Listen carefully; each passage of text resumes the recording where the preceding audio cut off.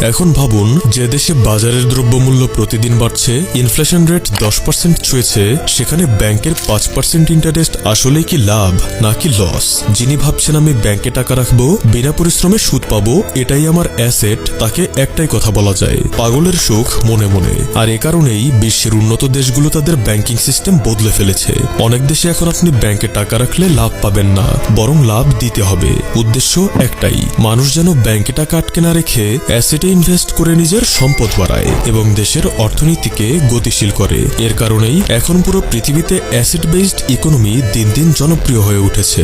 তাই ভাইজান, এখন নিশ্চয়ই বুঝে গেছেন ব্যাংকে টাকা রাখা মানে টাকার মূল্য হারানো। কিন্তু প্রশ্ন হলো, ব্যাংকে যদি না রাখি তাহলে টাকা রাখবো কোথায়? কোথায় রাখলে টাকা থাকবে ব্যাংকের থেকেও নিরাপদ আর দেবে অনেক বেশি রিটার্ন? চিন্তা নেই, আজ আপনার এসএসএস ভাই দেখাবে 3টি সময়োপযোগী সবচেয়ে লাভজনক ও নিরাপদ অ্যাসেট, যার একটিও যদি আপনি বাস্তবে কাজে লাগাতে পারেন তাহলে টাকার চিন্তা থেকে আপনি মুক্তি পাবেন চিরদিনের জন্য।